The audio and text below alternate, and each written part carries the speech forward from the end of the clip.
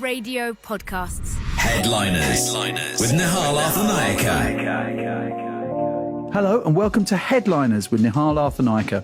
Today's episode involves one of the most unique guests we've ever had, violinist Lindsey Stirling. I just remember finally going into the bathroom. That was the only place where I knew that a camera wouldn't film me crying, and I just sat in the bathroom floor and cried. I think the shows have gotten a lot better since then. But gosh, I sometimes go back to that moment on the bathroom floor. It's a reminder that we are strong and I am strong and I could get up off that bathroom floor and make something of myself. And I could say that, hey, they weren't right about me. And I'm gonna go into this world and I'm gonna try again and hope that somebody else can believe something different about me. Life is about learning to pick yourself up off that bathroom floor and decide to move forward rather than deciding to go backwards. Headliners with Nihal Arthanaika. Before we begin the conversation, I'd like to warn you that we do touch on the topic of eating disorders. So please listen with caution if this is a difficult topic for you. Here we are. Hello, nice to meet you. Lovely to meet you too. Right, okay, Lindsey, I have to ask you the question.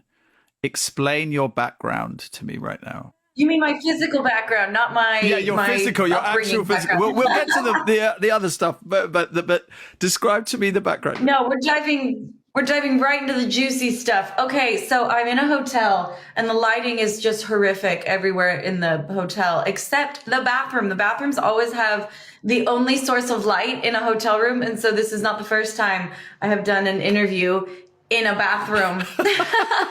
With a shower cubicle behind you. Amazing.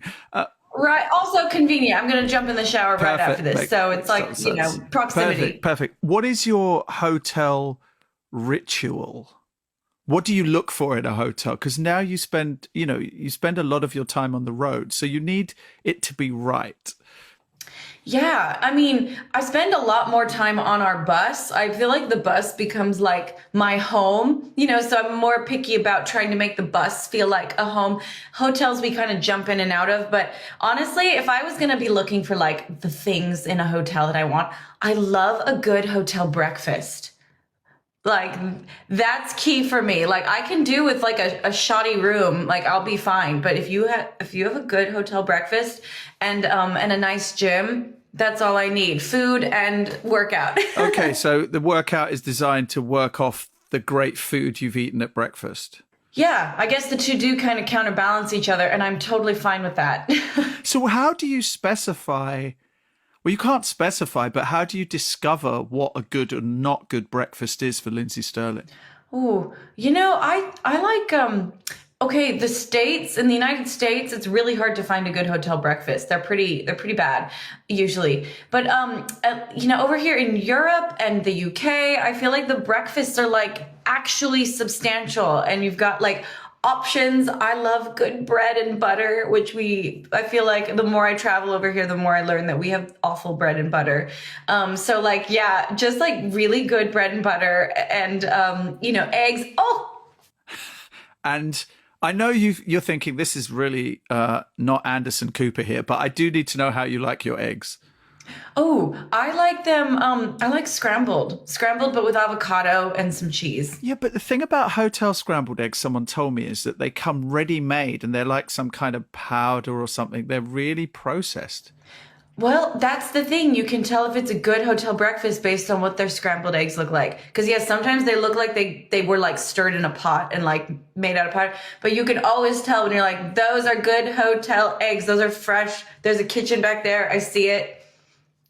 That's the big test, is the scrambled eggs. It's been 14 years since America's Got Talent. And of course, in 14 years, we change a lot. And as an artist, you must change a lot. What are your expectations now? Because when you first start out, everything's a wonder and everything's a joy and everything feels like a privilege. But as you get more experience, you're like, okay, I like things a certain way. Yeah. Absolutely. When I look back on those early days and the first time I went on tour, oh my gosh, I would put up with almost anything, because I was just so excited that I got to put on a show. And then, after spending half a year living on the road now, year after year after year, then you realize you really need some specific things. You have to really take care of your mental health. You have to really treat, your bus and your venue like a home and a sacred space, and it's all because of, it wears on you to like kind of be in a different place every single day and not have roots and grounding and a home. And so, I guess the things that have become so important to me are realizing like, oh my gosh, the people that I surround myself with, like, our tour family, as we call it, is like so important to protect and make sure that everybody feels valued, and that, and then like I said, as simple as like having, consistent, snacks on the bus. You can tell I'm kind of a food person. Like, I have to have my comfort foods because that's the same way your fridge is stocked with the things that you like. That's part of making you feel like you're at home. And so that's why bands have riders that, need to be fulfilled. And it's all about trying to create a sense of consistency and home for all of us, and family. And I think I'm so incredibly grateful, and I'm so blessed to have like a group of people I tour with that some of them have been with me for, almost 13 years now. And it really does make it feel, I don't know, it makes it all the different for me to have that atmosphere. One thing you said was about valuing others, Lindsey, and I wondered how long it took you to realize that perhaps you were putting everybody else first and valuing everybody else, and then realized actually no one's going to be happy unless I value my own mental health first. Yeah. Gosh, I feel like mental health has been like such a journey for my life. And it's something I think that till the day we die, we're going to have to continuously figure out where we are at. Because like, I don't know, anytime I think I've like figured it out, I realize, oh my gosh, I've changed, like we grow, we mature, we go through new things that add new layers to ourselves, and you suddenly have to work on those things. And, but I will say, as weird as it is to say, I'm very grateful that I went through like a huge mental health crisis at a pretty early age. When I was in my early 20s and, late teens, I became anorexic, and I think it's something I kind of struggled with my whole life, but I only became aware of it in my early 20s when it spiraled out of control. And facing that huge mountain and like doing all the things, like I remember when I realized I had such a problem, I very like intentionally was like, I'm going to treat this like a part-time job. I'm going to go to therapy. I'm going to read the books. I'm going to work on, like, I was like, I'm going to go to groups, like group therapy. I was determined to beat this and to figure it out because I was so unhappy. And I was also very aware that I didn't used to always be like this. And so I was like, I want to get back to being happy, and I don't want to hate myself anymore. And just, I want to have friends. Like it had completely taken over my life and like destroyed my life. And so I was so intentional with healing and figuring it out. And, it's something that I've had to learn how to make a part of my life, this continuous like check-in with myself and being like, where am I at? How am I with my body and my, there's a reason I'm so specific about needing like, foods, and having like making sure I continuously have a good relationship with food is like a very important thing to my mental health and my body. And anyway, so all that to say, I had to be so specific and upfront with my mental health at a very early age that it made me realize like that I have to prioritize that. But at the same time, that does not come at the expense of anybody else, prioritizing myself versus prioritizing others. They have to completely balance, and realizing that I'm on a team with people that all have to balance their own mental health as well. And so anyways, it's just been a constant journey, I feel like. And I think that that's the only way to look at it, is we're always going to be ebbing and flowing with our own minds and our own bodies and the people around us. Someone once said to me that your demons are in the background doing push-ups, waiting for a return. They're always exercising, ready to come back. Yeah. Does that resonate with you? It does. It's very interesting. I've never heard it put that way. But, I actually named my eating disorder Ed. It was easy, eating disorder. And, and I remember being so crushed when I was researching anorexia and going to therapy. And I learned that they call it an incurable disease. And that was like shocking and disheartening to be told that you have something that is incurable. And I was so unhappy. And I was like, what do you mean? I'm going to be like this for the rest of my life? And I now understand so fully what that means. It's that your issues, they don't just go away. They may like stay dormant for a while.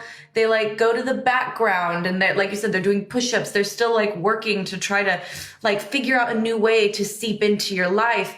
But like, I live a very normal life. And as long as I understand and kind of check in with myself and constantly am aware that this little voice is going to try to creep back in once it feels like it's found a new entry, it's like I catch it and I'm like, hey, I don't respect you, I don't appreciate, and I don't accept you.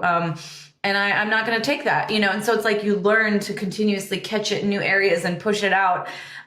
Because it's always going to be lurking and trying to come back. But like, it doesn't mean that it's going to control me forever. It doesn't mean I have to let it back in. It just means I have to be like extra vigilant on that issue for the rest of my life. And I know how to maintain that, and I can do that. How long did you manage to hide that from your loved ones, that you were going through that? I think more importantly, I hid it from myself for years. And once I realized, I actually kind of figured it out, I guess, with my mom.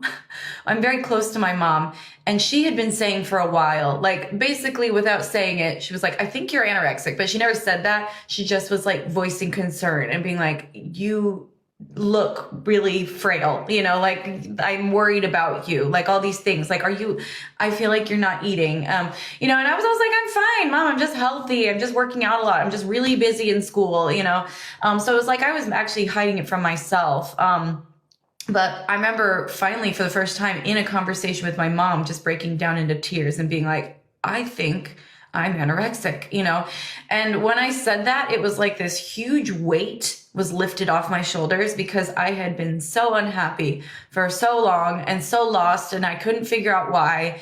And then to be able to finally voice it, and for my mind and body to tell me that is true, like how when you admit something and it feels all of a sudden it's like your body tells you truth. That's right. Like, that's literally my body was like, yes, thank you. Like, this is what's going on. And I didn't share it with anybody else. Like, I had college roommates. My sister was actually one of my roommates. And I didn't tell any of them or her and, anybody else besides my mom for probably until I felt like I had it under a little bit of a control. And that was like a year and a half of, kind of in that struggle. But I will say, it like I'm a human, how do I say, I'm a people person. Relationships are everything to me. And it was the relationship with my sister that made me realize I needed to change, because she's been my best friend my whole life growing up. She's, we were inseparable. She was my roommate in college. And I remember it was realizing suddenly one day, I remember the moment when I realized that I had no relationship with her anymore. And I was so heartbroken by that. In this like moment of like, why don't I connect with her? Why don't I know what she's going through? Why do I have no idea like how to laugh with her anymore? And it was this moment of like, something is massively wrong and it's me. I'm the problem. And so that was when I was like, I'm going to figure out what this is. How concerned were your loved ones about you putting yourself then into the public eye, where you're going to be scrutinized even more, how you look, your body shape, what you're wearing, what your hair looks like, what your makeup is like, the kind of world of show business, right? Yeah. I know that I know they take it very personally when they see anything happen, like they're very protective of me, obviously, they're my family. But I don't think any of us had any idea quite, like what that would be like. And so I don't think anyone was too worried about it. Everybody was very excited for me. They knew this was like my dream. And I think it's just been a learning process for all of us to go through this, and, for them to watch me learn, sometimes struggle and then come out the other side better. But to be honest, in my personal experience, the fact that I did this to myself or let my mind get consumed by something like anorexia behind closed doors when no one was watching, and then dealt with it behind closed doors when no one was watching, it made me realize this is a personal battle. It's a personal disease. It didn't come from anybody ever calling me fat. It never came from anyone making fun of me. Like, I've always actually been quite small. And so this is a problem purely in my own mind. And to be honest, I don't think fame made it any better or any worse. Like, people say things about me online, and the worst critic comes from my own brain. And like I said, it happened with nobody exacerbating it. Nobody probed it. It happened to myself. And so it's like, yeah, the demons are in here. They actually don't come from out there. Sometimes it's easy to blame it on other people for me, to be like, well, it's because I'm going on stage and I'm afraid and I want to look nice. And it's like, but at the end of the day, like, my biggest demons come from strictly myself. And when I put it on someone else, that's me just blaming somebody else for the fact that it's my own brain. There's a lot of conversation, Lindsey, around duty of care, specifically with television shows, especially with young people on television shows, whether it's dating shows or talent shows. And I was particularly shocked not with Piers Morgan's comment to you as a young woman, because that was kind of his role, right? To be the bad guy, right? Yeah. But more the aftermath of it. Just tell us about, you holding it together on stage when he made those comments about, was it drowning rats or something he said he compared it to, right? Like, okay, he's being a kind of just a cartoon villain. But then the aftermath of it, once you came off stage, and then how you were or not looked after then.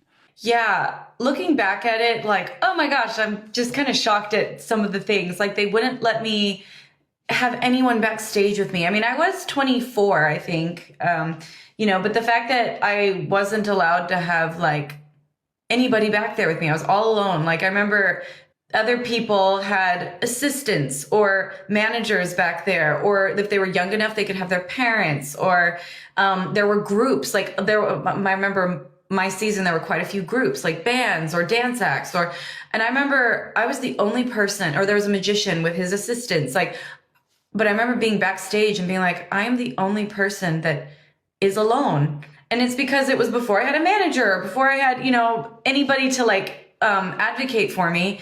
And I tried to advocate for myself, but they were just like, no, you're over 20, so you don't need a guardian, and, you don't have anybody else in your act. And so, but I just remember the loneliness of like being held for hours and hours backstage, and, no one to be with, and no one to like comfort you. And then getting off that stage after that really traumatic, it was traumatizing. I was so young and I was so scared and so nervous. And then to have all that, be said in front of, this huge audience, and then to be held again backstage by myself with like nobody even talked to about it for hours until they finally let us out. Like, I just remember finally going into the bathroom. That was the only place where I knew that a camera wouldn't film me crying, and I just sat in the bathroom floor and cried because I didn't want to be alone, but I would rather be alone than have a camera filming me. So I don't know. I think the shows have gotten a lot better since then.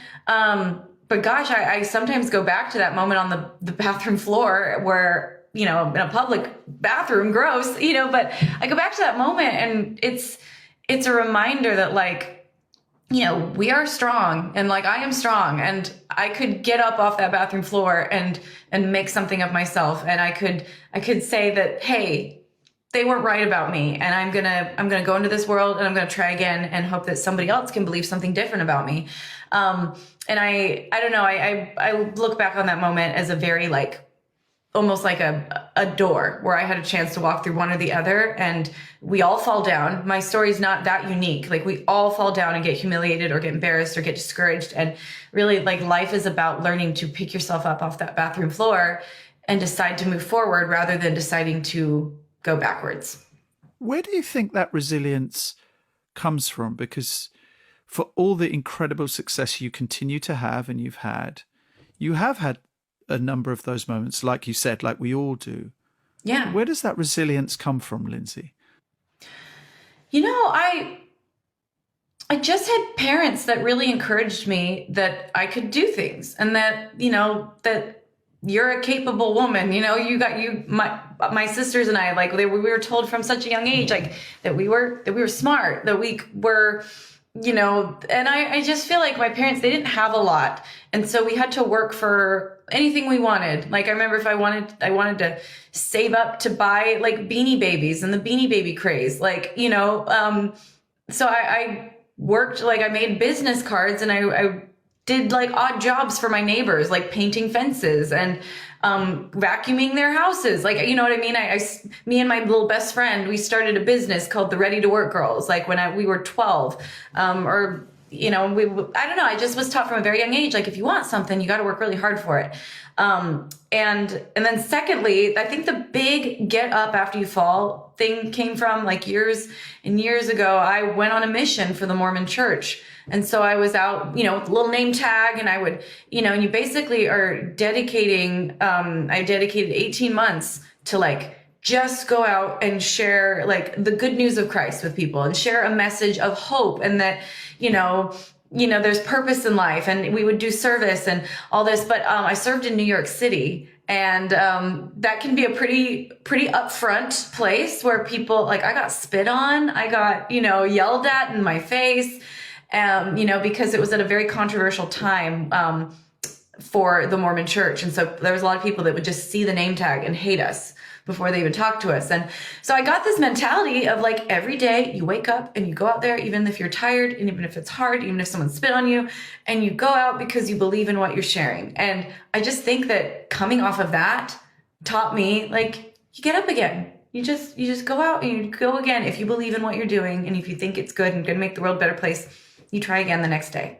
Now that your father is no longer with us, can you tell me what aspects of him lives on in you, that the way you act, the things that you see in yourself and you say, yeah, that's him?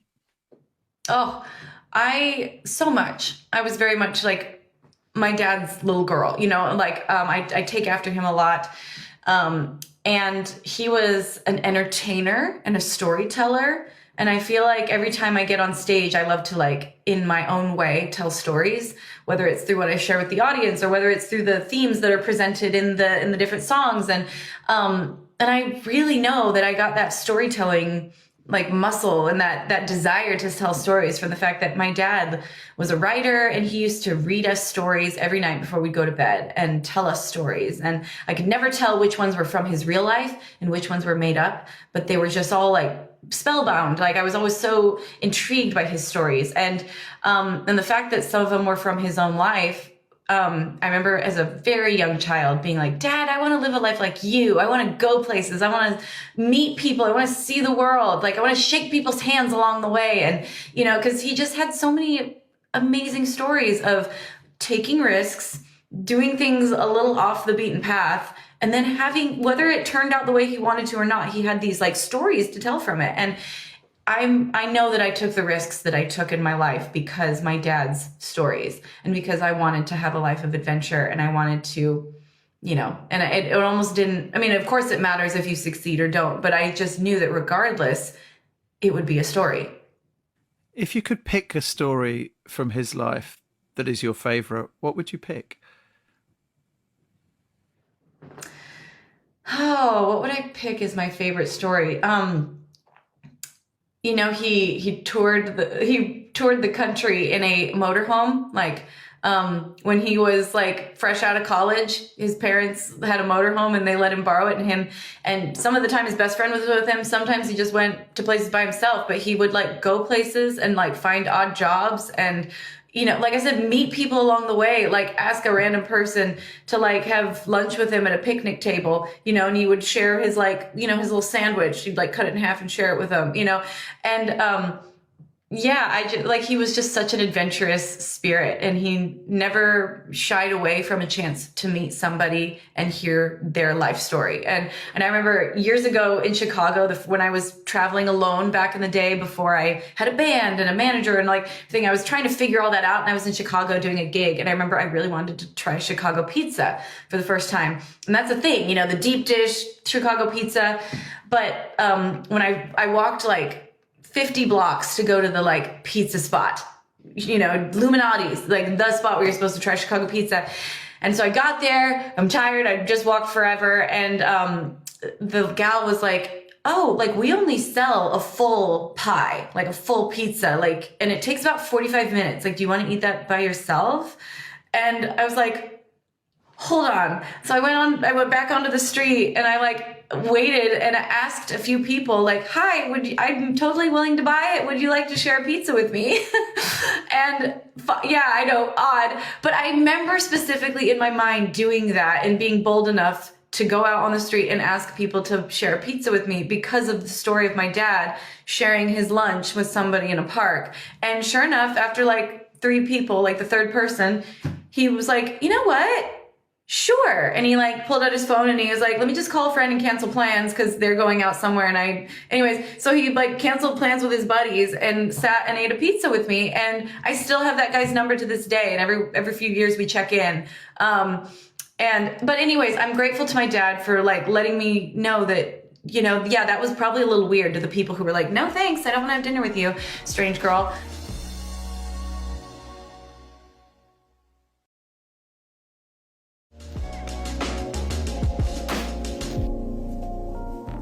That's really interesting because you're living through times in America where, from what people tell me, and I'm married to an American, so I know a little bit about this, is it's more divided than it's ever been, right? That people just don't seem to be able to agree on anything anymore.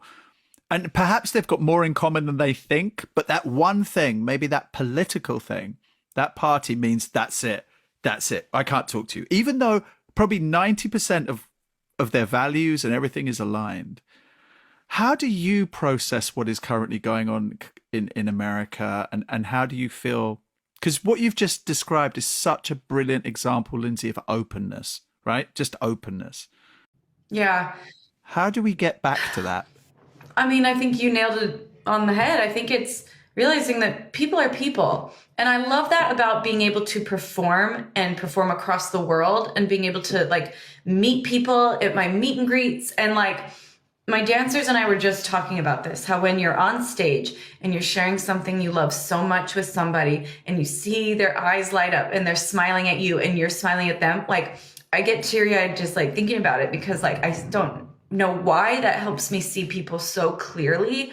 But you're like, wow, like everybody's just a person who wants to connect, and everybody's just someone who, like, we're all trying to heal. We're all trying to, share. We're all trying to, and in those moments when I'm on stage and I'm getting to share like truly my heart with people and see them smile back at me, I just look at them and I see them as like so beautiful and like so pure. And so, and I, when you're walking down the street and you kind of try to step into that perspective of like, everybody's just trying to connect. Everybody's just trying to feel seen. Everybody's trying to feel safe.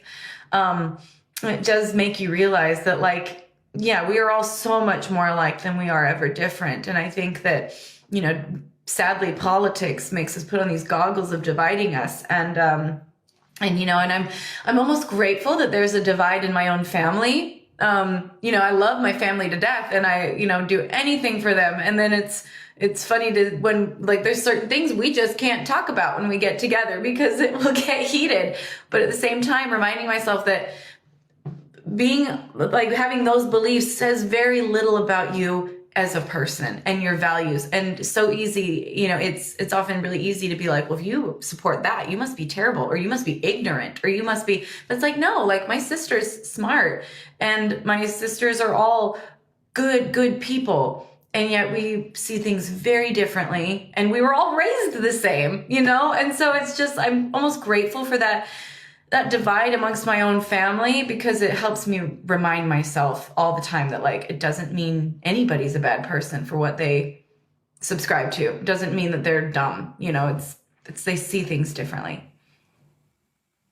Do you believe America will heal itself from these divisions? I sure hope so. It always gets really heated around the election time, obviously, but it's interesting. It's gotten worse, and it was interesting after the last election to see that it didn't really heal, like the divide stayed strong, and now we're back with the same characters, it's like, wow, how did that happen? But I do have hope, and I think that it's, I don't know what the answer is other than it has to happen on an individual level. It can't happen from the top down. This is something that, the people in families and amongst friend groups and amongst communities, that's where it's got to start to heal. It's such a beautiful position for you to be in from the stage, isn't it? Because you'll see different colors, different age, different faiths, different genders, and they're all collectively enjoying something that they love. I mean, if that's not going to give you hope, then I don't know what is, right? No, it's true. It is true to look out and see such diversity and just be like, yeah, we're all here for the same purpose right now. We're all feeling the same feelings of like joy and love. And, and I feel it whether I'm on stage at a concert or when I go to a concert and you look around and you see like, you're amongst, all this diversity. And yeah, you're right. It does give you hope. Also, I guess what gives you hope is 15 million subscribers on YouTube, right? And the countless TikTok fans you have. And that sounds a strange thing to say because people are always having a go at social media and the internet.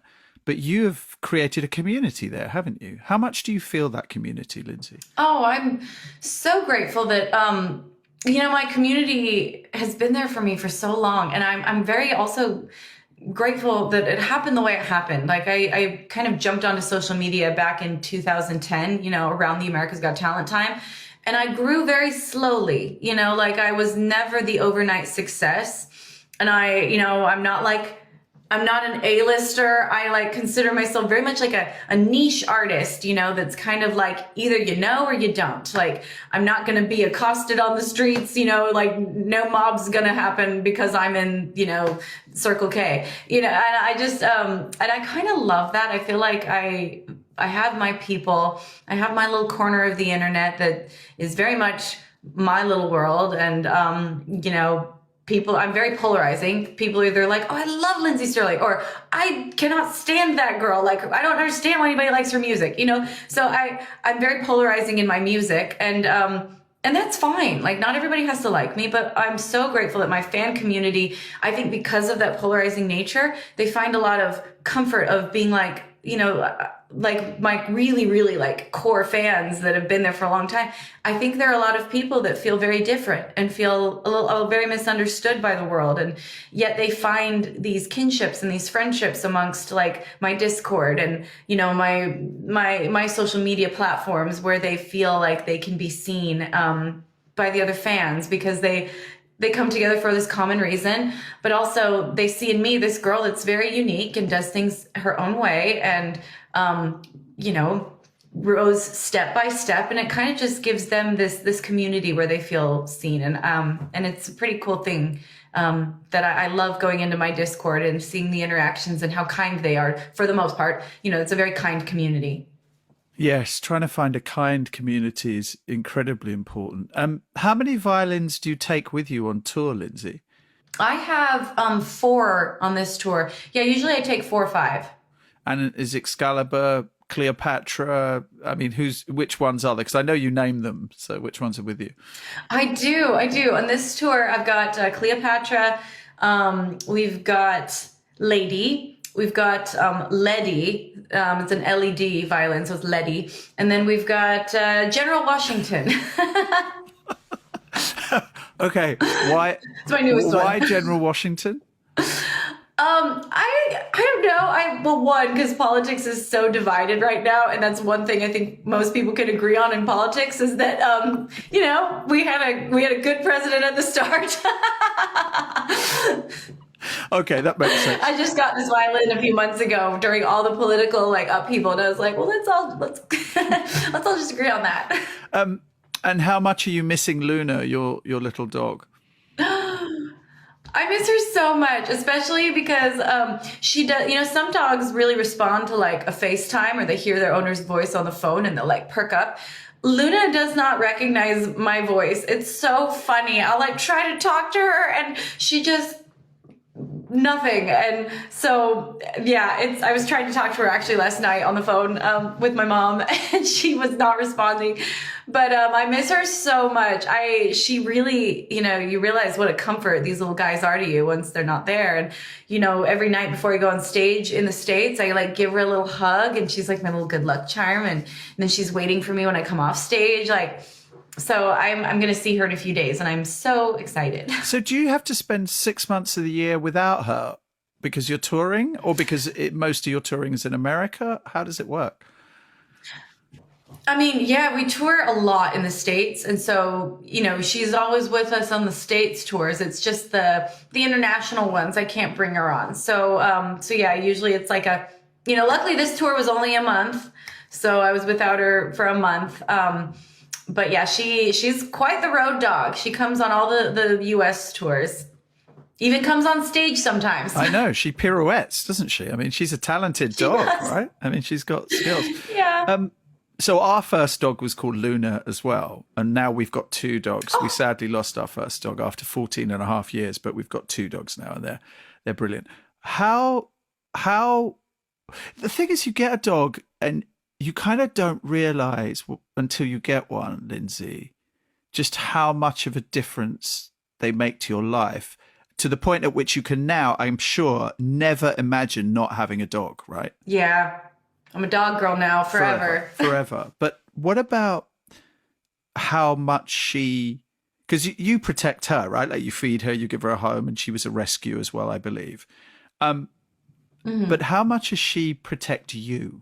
How much does she give you?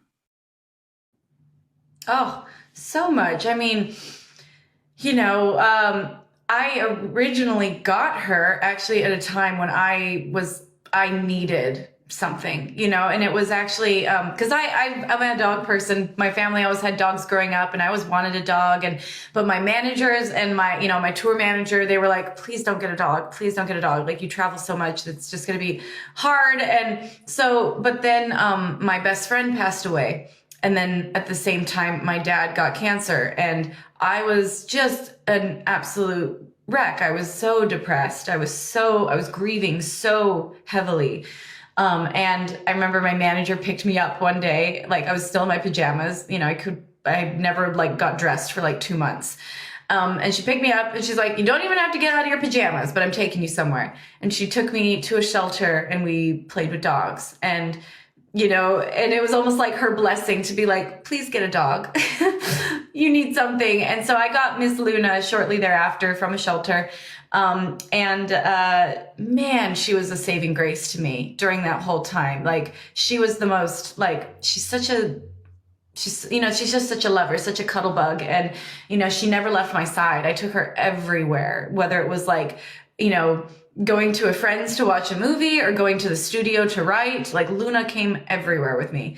And, to this day, like I said, when I go on stage, she's the last, she's my last little hug before I go on stage every night. And so, yeah, she's been my moral and mental support for sure. Do you have a specific doggy voice that you put on when you talk to Luna?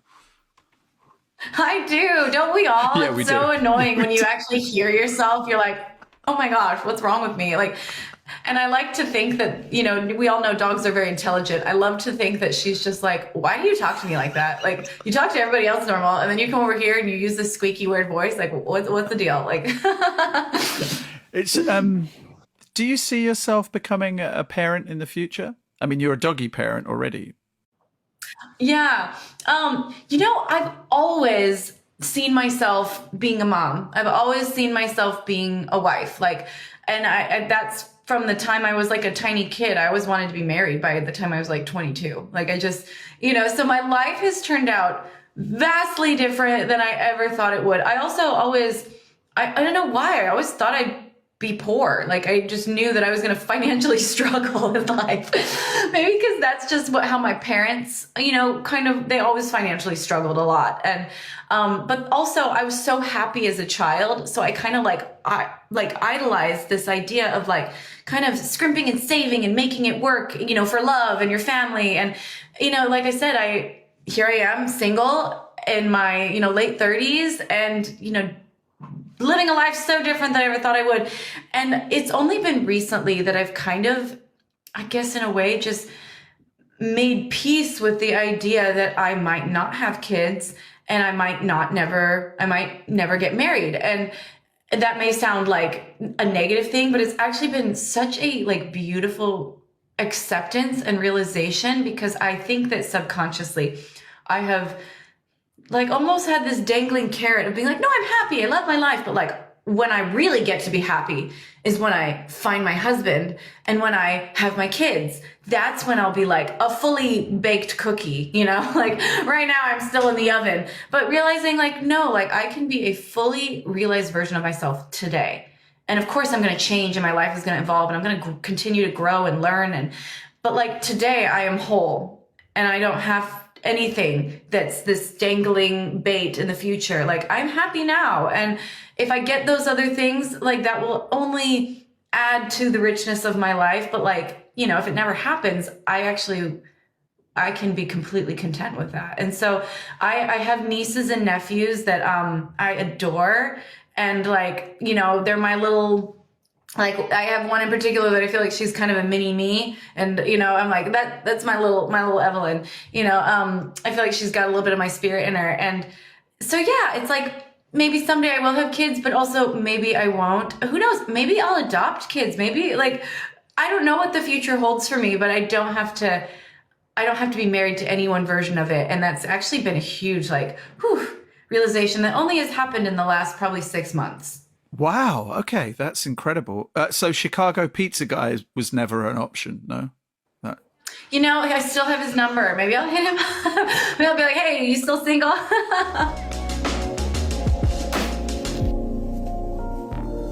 This is the kind of end of our kind of conversation, but always I do an encore section for the podcast, which are set questions that I ask every single guest. They're the same questions. Oh, I love it. But they obviously have different answers. The first one of those, Lindsey, is what was the last piece of music that made you cry? Last piece of music that made me cry? Danny Elfman's Ice Dance. How long ago? From Edward Scissorhands. Yeah. How long ago was that you listened to that? You know what? That's actually, as weird as it is to say, that's like my go-to feel-good cry song. Like if I'm feeling a lot and I want to cry, like that's actually like the song I go to. And that was probably like a few months ago and I was actually crying out of gratitude. I don't get me wrong. I cry, I cry for many reasons, sad, all the things, but I also sometimes just like have these moments where I get so grateful and I anyways, I'll put that song on and I'll cry gratitude tears. Yeah, I hear you. My one's Max Richter's On the Nature of Daylight, which is the most, oh my gosh, makes me shiver. If you hear that, if you listen to that record and you don't cry, I would be like shocked. There's something wrong with you. Yeah. What Instagram reels do you regularly share with friends and family? Is there a theme to the Instagram reels you send friends and family? Yes, it's usually more the like kind of sketch comedy ones that I will share. Like I do like the feel good ones too, and I do share those, but usually it's more just the like, hey, let's make each other laugh. I have a string with my sisters and a couple friends where we send back and forth, just like hilarious little sketch comedies. Interesting. So not dog ones, not cutesy dog ones. Oh, those are great too, but honestly, it's usually the like really funny ones, or it's the like motivational, like, oh, here's a little like hug for yourself today, like you're awesome, but more often the funny ones. What genre of music do you dance most wildly to?